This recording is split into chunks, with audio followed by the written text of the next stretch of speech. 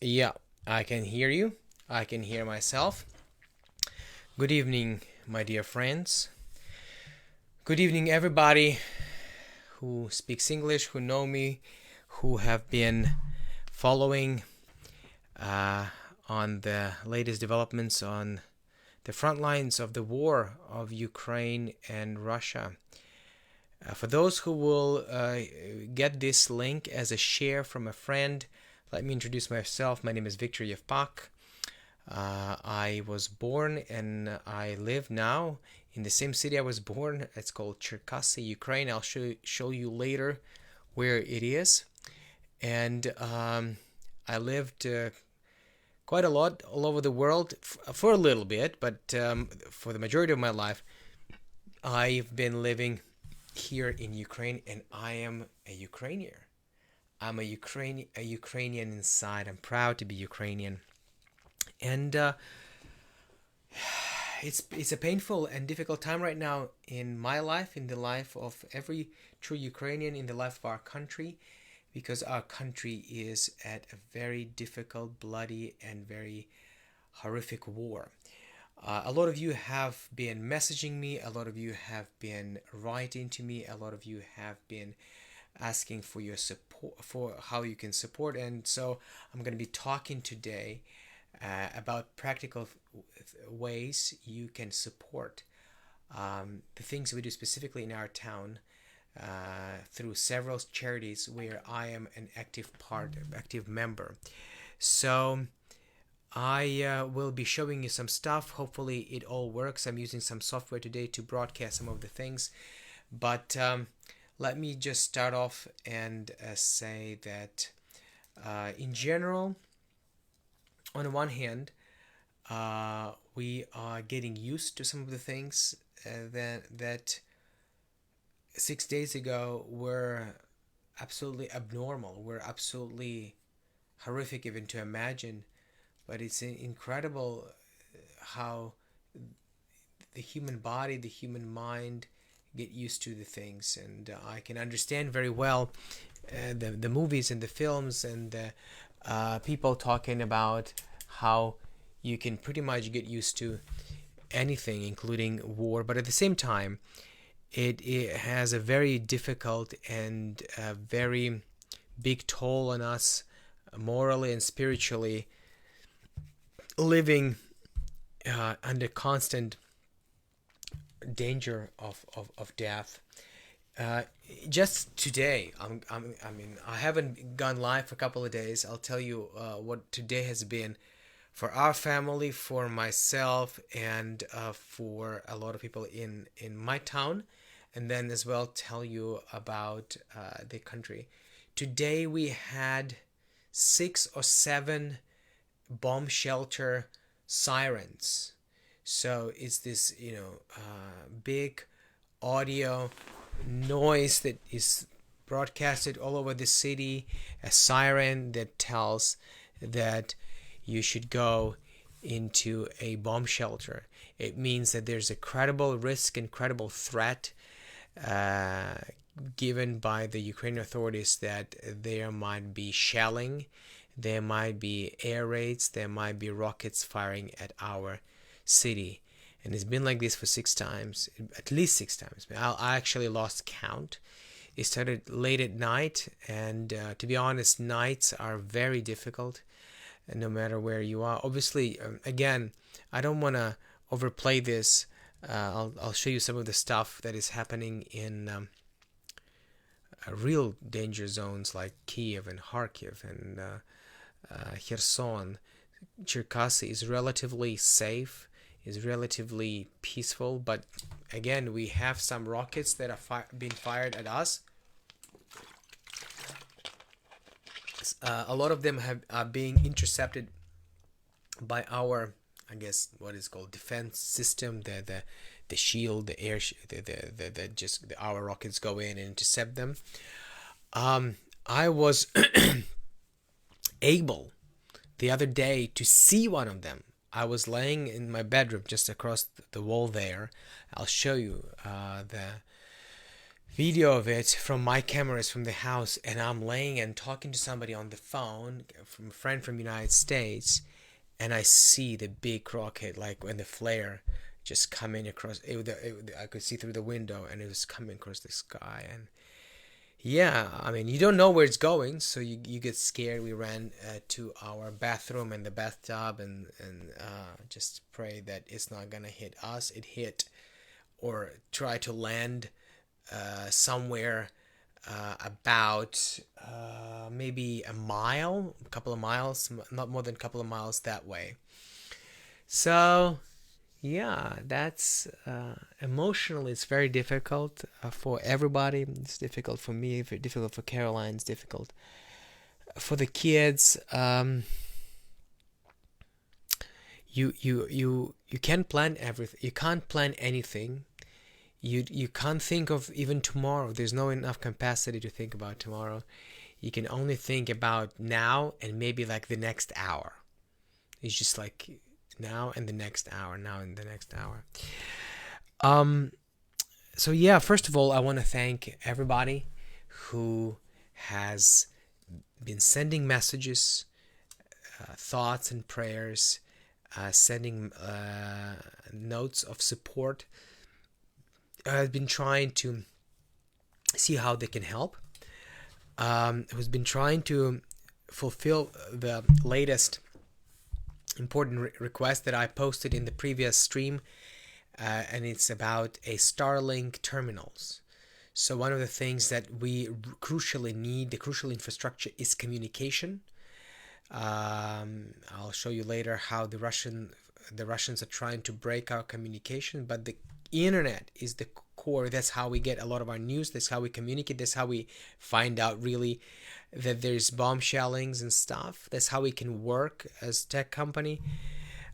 So we need to be completely independent on and decentralized about the internet. And I've been asking people in the United States, everywhere else, to find these Starlink terminals, and we can buy them from them, then get delivered to a business partner of ours in the United States, where they will be checked and make sure they work, and then they'll be shipped right away to Polish Ukrainian border. We have an address already in place, and then there will be people that work with us that we know that will take these terminals from a Polish border to the Ukrainian border, and then we'll get them here. I mean, it's a long journey, but we need to start this as soon as possible. So if you can find the Starlink terminals, please write me in the under this comment, write to me in the messenger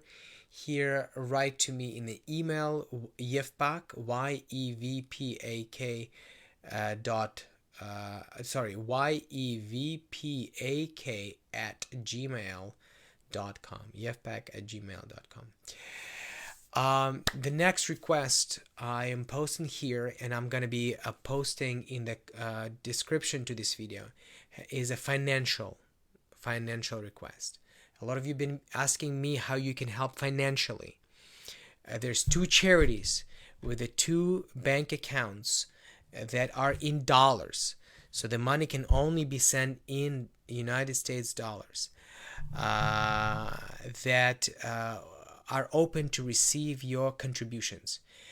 There's lots of charities, there's lots of organizations, lots of accounts you can donate to. I myself, Viktor Yevpak, have direct relations to two of these charities, and I am actually the founder of both of them. Well, I'm the founder of one of them and the co-founder of another one. And I have direct influence and oversight of how the money comes in. I can do very transparent reporting about how the money, what the money came in, and show you how the money was spent, what was bought. We will be showing you pictures and videos of what the money was used to. It's fully transparent, so you know exactly how your financial contributions helped Ukraine, helped Cherkasy, the city of Cherkasy, at this time. So both organizations are Cherkasy local organizations. One is called EK Gift. Our IT company is called eCreative, and part of the IT company a long time ago, we've registered a charity called EK Gift, and it has been part of our DNA ever since the beginning that a big portion of our profits we would give away to charity, starting from 2010. And it's like, corporate social responsibility, or in the United Kingdom it's called community interest company. It's a company that generates profits to serve the community, and we've been doing this for years and spend over $1 million cumulatively, definitely over $1 million for various charitable causes in Cherkasy, in Ukraine, and globally as well, like Africa and Asia and stuff. And so now we are fully purposing this organization to work specifically for the needs of the Cherkasy people, and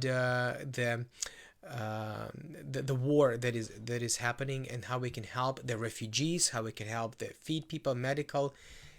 Who's coming? Hey, Caroline, come over. Just grab a chair. So we have already sent money. We've already tried this account. We know it works. We know the money comes in, and the person who handles the money is right here, is Chief Financial Officer of eCreative, and my beautiful wife, Caroline Yevpak, who when deciding to marry me had no idea what kind of a life it would be upon her here in Ukraine. I'll tell you, so this is the first organization, and I'll just a second.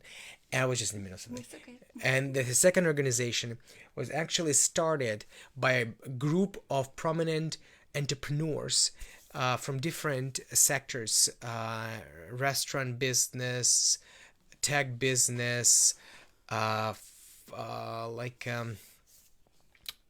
real estate, etc., in Cherkasy. It was started in March 2020 to help with pandemic, and to help all the people who suffered through the pandemic. And now we are repurposing that organization to help the people in Cherkasy with the needs connected with war.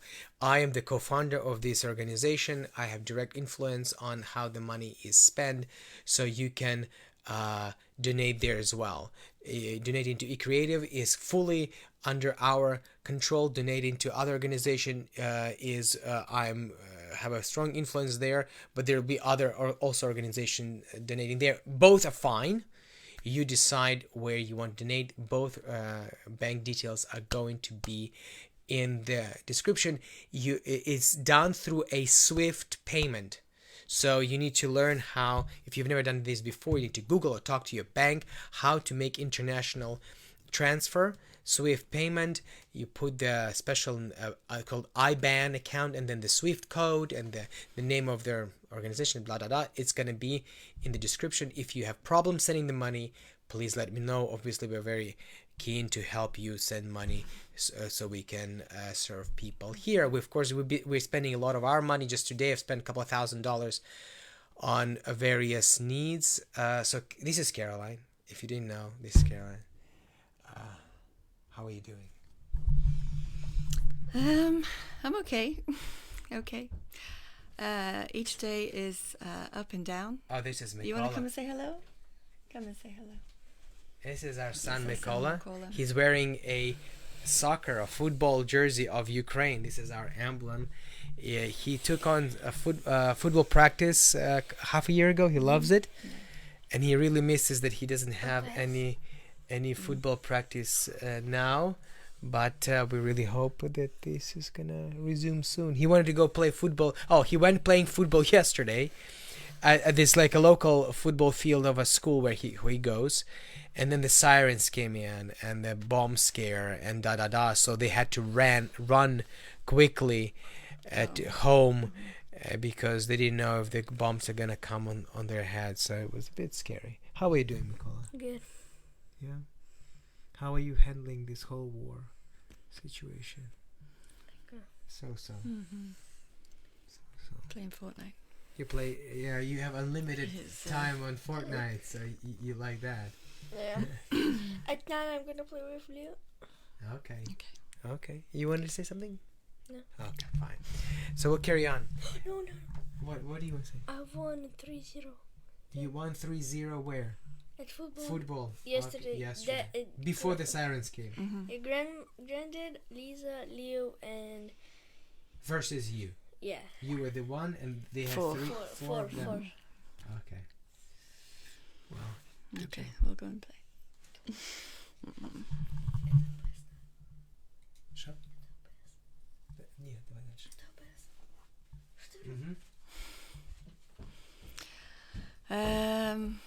It's up and down. Emotions can be all over the place. Just very unexpected. Don't know what's going to be each day. So just take each day as it comes. I was thinking today that it's almost 2 years since we were sent into lockdown with COVID. And so it's a very, what's the word? It's kind of similar, but obviously not very similar, of being restricted quite a lot. And so similar in a way to that is the different emotions that you go through when your movements are limited. Today I'm a little bit sad. It's can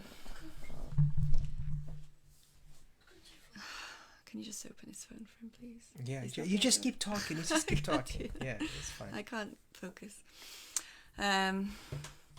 Yeah, I would say I'm not really afraid. The first few days I was quite fearful. I'm not really afraid. I know this is where we're called to be, and I know a lot of you know that. I get very frustrated and angry and sad, and I kind of go through those different things. And today I've been mostly frustrated just thinking about the destruction, this completely unnecessary destruction. We've been here for 12 years now, and when we first moved here, I think we had a choice of about 2 restaurants, maybe 2 cafes. And Ukraine has grown extraordinarily in the last 12 years that we've been here, and even more so after the first incursion by Russia when they took Crimea and part of Donetsk and Lugansk. And considering what's been happening on our borders for 8 years, the people of Ukraine have been just pushing forward to grow their country. There's so many entrepreneurial people, so many creative people. And for me, it's just devastating that it just feels like you're going to have to start all over again. But knowing all the people that I live and work with here, they will do it. They will do it. They will keep doing it because that's the determination in their spirit, and that's the desire that they have to live freely and make good lives for themselves. So, so a little bit sad that needs to be happening again. I think but we it will happen. Yeah, it will happen. We will rebuild fast. It will happen. We're so determined, Mm-hmm. and now we know what are we do. Why are we doing this? We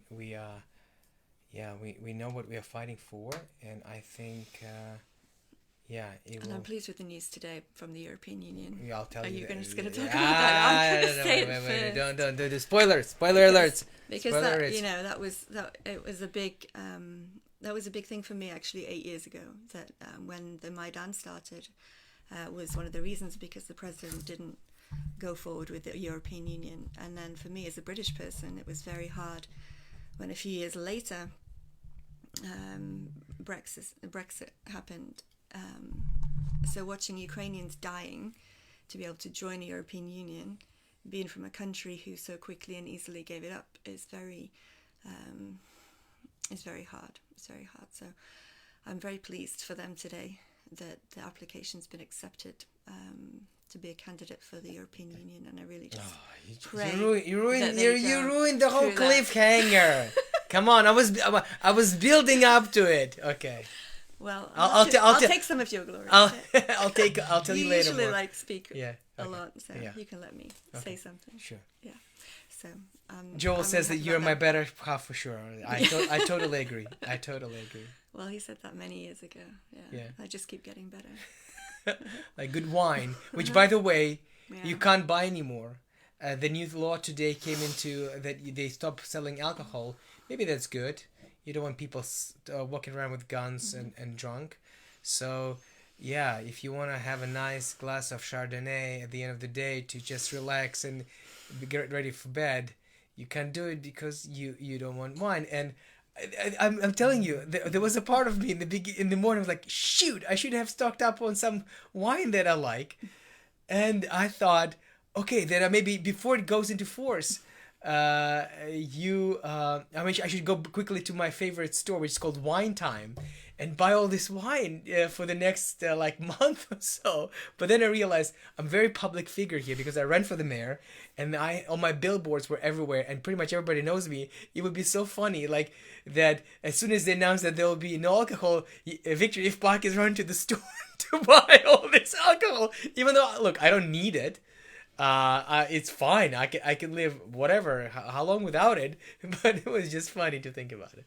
Anyway, Yeah, there are a lot of strange thoughts that go through our heads yeah, at the moment. Yeah. Just, really random things.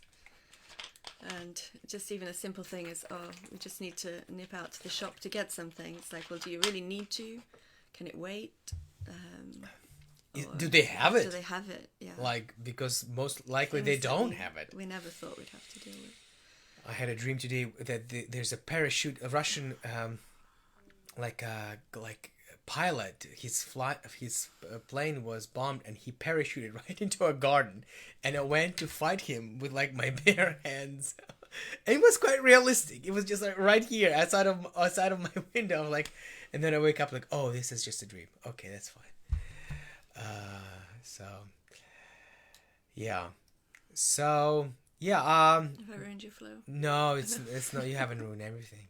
You're the best thing that happened to me. So I keep telling her that she can always go to England. She has the passport. She can easily leave, but she doesn't want to leave me. So I guess that's a good sign. Yeah. So I'll quickly tell that we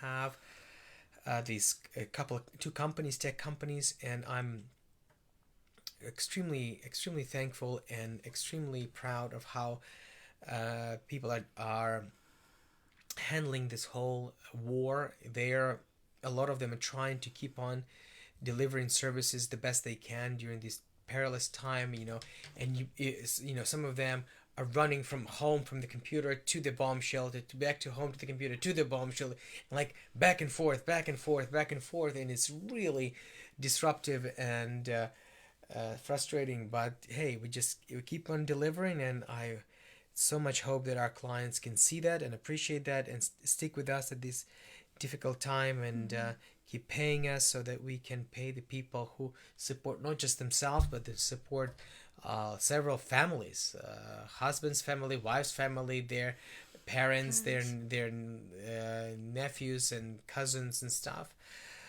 Support our troops, support our economy, support our city and stuff. So that's that. We have one person we have several people in our company that live in the quite dangerous zones. Let me show you quickly. I'll show you a map.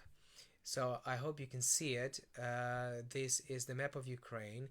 Ukraine is the largest country in the world, sorry, in the world. So what am I saying? The largest country in Europe. In Europe. Sorry, my brain is all mushy. And 2014, we lost this bit. It's a bit hidden with this plaque. It's called Crimea. And we lost this bit, which is the Donbas region. And in the last 6 days, this shows what Russian troops, how they're advancing. It doesn't mean they control all this territory in red. It means that they've moved somewhere here, and they were fighting at these spots. So we have one person who lives right here, the city called Kherson, and it's right close to the Crimea, and Crimea obviously has a huge Russian military base. So they just walk across the border with their tanks, and they occupied Kherson. I just spoke to him a couple hours ago, and his city is fully occupied right now. And yeah, it's quite scary. He says, I have a constant shooting 100 meters from my window. They have problems with food supplies, and because there's so many fighting across the border over here. But you cannot see my my mouse, so I guess you just have to go. Kherson is, if you look down where the Black Sea is, and the two spots near Crimea, that's Kherson. It also has a big hydroelectric station there. And Donbass is where on the east side, the big red block on the east side. Obviously, Kiev is central north. Lots of dots in the central north. That's Kiev. And Cherkasy. Oh, you know what? What I'm gonna do? I'm gonna show you. Oh, this is basically this. Just too much. Too much. Okay, I get excited when there's all this technology. And so there's another city called Kharkiv, which is in the northeast. There's quite a bit of spots there, and there's major fighting going on there. I want to show you some of the stuff that's been happening today. I'll show you from my. Hang on, I'm trying to see. I actually didn't create it. Let me quickly create a new feed for you. And hang on just a second. Just stick with me. Just give me a second. New audio. Okay, so you can hear me now. And window capture. Okay. Hang on just a second. And Telegram. Here it is. There we go. And I will show you also video capture camera. Okay, there we go. And I will do it like this. Okay. So this is how we are pretty much living these days. This is an app called Telegram, and we get all of our news from it. It's like a messenger. So let me just quickly hang on. Where's Telegram? Let me show you. And so it's being updated all the time. I can look at right here. The president just spoke. He's just asking for close to the sea. I'll show you some of the stuff. So this happened today. Look at this. Look at this. I don't know if you can if you can see it. Hang on. This is. Let me just have a look if you can see it. Probably cannot see it. They blew up a big TV station. Oh, there you go. TV station antenna. You need to pull it up. Yeah. And there was two people. Oh, sorry. There was one family, two parents, and 3 children who were just walking by on the passageway, and just because it's right in the city, and they were completely burned. They were burned instantly to death. And this is a main TV. What is it called? Tower? TV tower that they want to cut our communications and cut our broadcasting. This happened 2 or 3 hours ago. This is in the center of Kiev. I've been there when I was running for the mayor. The main TV station is there. I went for the live interview right near that tower. This is the bodies of this family that was killed there. I'm sorry I'm showing some graphic stuff, but I don't think they're gonna show this on. I don't think they're gonna show this on your television. And this is what we see every day, pretty much constantly: bodies and people here to go, children and bodies dead. What else I can show you? How we are living. I'm gonna show you what happened to Kharkiv today. This is what we woke up in the morning. Hang on. So many news. This is just in the last day. This is all what happened in one day. Here you go. I'm getting close. Yeah. There it is. Look at this video. This is the video of a state office, like in America, where the governor sits. So it's right in the center of this big city called Kharkiv, over 1 million people. It's called the student city. It has over 20 universities full with students. And right in the center of the city, we've been there like a year ago. There's a big square, the biggest square in Europe, called the Freedom Square. And they launched a rocket into this. Look at this right again. Yeah. And this is how it looks now from inside. All the rubble, all the debris, people died, and it is really, really a lot of pain. And the Russian media and the Russian president says that they don't hit the civilians, but obviously they're lying. So this is what we live with. Lots of casualties, lots of fighting, real war happening. This is like rockets. I don't know if this will show. A lot of rockets haven't exploded. Yeah, some of the rockets have not exploded. So, yeah, that's a miracle. That shows that yeah. So what else I wanted to show you? Some of our president today spoke to the European Parliament. This is his speech right here, and we are now officially a candidate to the European Union. And the whole thing started. This war started around a membership in the European Union. 2014. We had a pro-Russian president called Viktor Yanukovych. Not all people in Ukraine that had the word Viktor are good people. So, and he was a Russian puppet, and he was under, Putin's thumb. And Ukrainian people have spoken the majority. They want to be part of the European Union. And then we signed an association agreement. And about a week before we had to sign it again or something, co-sign it, Yanukovych went to Sochi, Russia, to meet with Putin, came back and said, hey, we're actually not signing this anymore. And and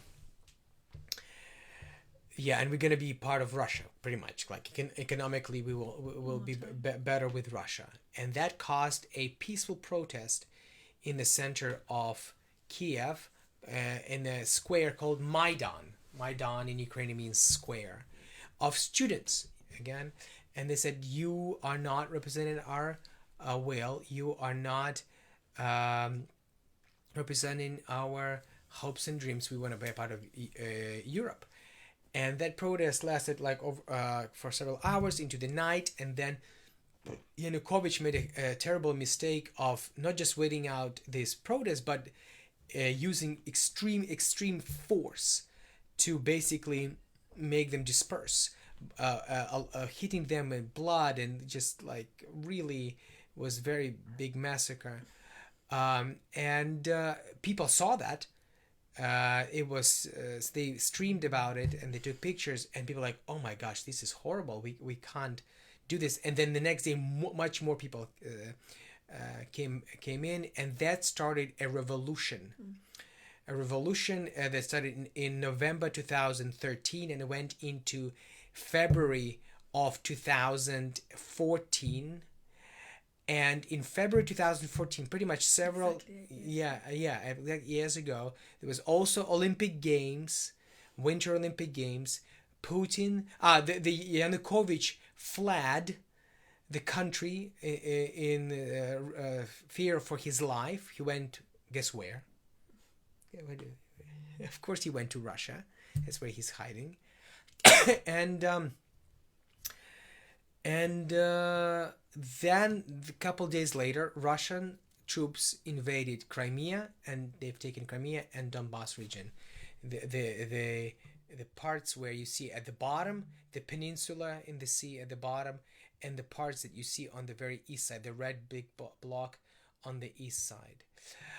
And that actually is well portrayed in a film that I want to recommend you, a documentary film that actually stars some of my very good friends. No, not this one, not this one. It's called Winter on Fire. Right here, Winter on Fire, and it's about the revolution. And if you want to know why Ukrainians are so courageous and where it comes from, you should watch this documentary, and you will see that this is actually nothing new to us. In 2014, we were standing against the people with guns and troops with just stones and sticks, and now we have weapons. This guy actually is my friend with the bald guy. He's a good friend of mine. Watch this documentary to understand how this whole thing started, and I hope will finish. The last sentence of this story that started in 2013 with the Revolution of Dignity, or Euro Revolution, the revolution to be part of European Union. I think I hope the last chapters of this story are being written right now. Unfortunately, they've been written with a lot of Ukrainian blood. So yeah, it's available on Netflix, maybe somewhere else. I don't know. Go watch it. I'm gonna be closing with this stream. I'm gonna show you some more quickly of what I've been doing. This is my phone. I'm streaming it through my phone, and I will show you some of the pictures of what my life was in the last couple of days. This is the city council of Cherkasy, where I work as an MP, and it has big Ukrainian flags, and it says Cherkasy is Ukraine, and a flag in every window, pretty much saying if the Russian troops are gonna enter Cherkasy, we are basically saying we are not afraid. Come and get us. This is a picture of our office. This is a room where our designers sit, and we've prepared hundreds of these care packages with food. This is part of what we do with our charity called EK Gift, where you can donate. We buy these food parcels and we give them out to people. This is quite funny. I want to show you. There's this video. I'll show you quickly. That is becoming extremely popular on Facebook, and I actually didn't even plan it. I heard my father talking to my uncle on the phone. He called my uncle, and I took a video of it, and it has already 547 shares, and I think over 17,000 views in just 5 hours. Is my father, who never raises his voice. He's a gentleman. He calls my uncle my mother's blood brother, who grew up here in Cherkasy, whose parents actually used to own my grandparents' land where we live right now, and he lives in the far east of Russia. And we call him, and he say, "Man, we have war here. We have war here." And he says, "I don't believe you. This is all fake. They are telling me this." And he starts yelling at him. "We are under rocket fire right now. We are under rocket fire. What bloody hell do you not understand? This is..." It's such a typical story, because so many Ukrainians have relatives in Russia, and they try to call and I don't know. I don't think the voice comes through. I don't know the sound. I don't think this sound comes through. I'm sorry. Anyway, and he's just calling and talking to him. Nothing fancy, but the video is going viral in our city. This is the kids just playing. This is the games that they play right now. They're building bomb shelters. They're building bunkers, and this is like, the new reality of what we are living with the kids. We have one family that is staying with us, refugees. We have also my mother and father. So we have actually 3 families in the city, in our house, and they're like in the living room building bomb shelters. I'm gonna show you something else. Was a really nice worship service on Sunday, and quite a few people came, and we were just declaring the victory and the power of God in our city. I'm gonna show you some of the stuff that I've been doing over the weekend. A part of my job as a city council member, I just decided I'm gonna be going through various bomb shelters. These bomb shelters haven't been inspected for decades. There's like this old Soviet look at these doors, Soviet bomb shelters, and creepy, stingy old bomb shelters. And I just went in and see what needs to be done there, what kind of a cleaning, what kind of a food supplies, or what kind of a water it needs to have. Look at these huge corridors of this old Soviet cold era bomb shelters that have been abandoned, and now we have to quickly make sure. Look at these doors. I'm showing you. Look at these doors. It's been made for nuclear times, and so along with my team, I've been inspecting these old bomb shelters and trying to see what we can do with them. Some of them, look, this is still from the olden era Soviet bomb shelters, because a lot of people don't even know where to run. So we've actually rediscovered some new bomb shelters, and actually a lot of them have been sold out and they're privately owned, and we had to reach out to the owners. This is like part of the factories or part of the real estate, and we have to reach out to the owners and ask them to open up these premises for the people to. And every night hundreds and thousands of people sleep in these bomb shelters. I'll show you. This is the people in Kiev Metro, Kiev Underground. Sorry, is it Kharkiv? Yeah, that one's Kharkiv. This is one Kharkiv. Kharkiv Underground. They're using as bomb shelter. They're sleeping. There's there. Been, I think 9 or 10 babies born. Yeah. Over the past few days in bomb shelters. Yeah. Which is a miracle. Yeah. Just buying some food to distribute to people, using everything we can. Like lots of eggs. Look at how many eggs we had to buy. Want to buy some bread?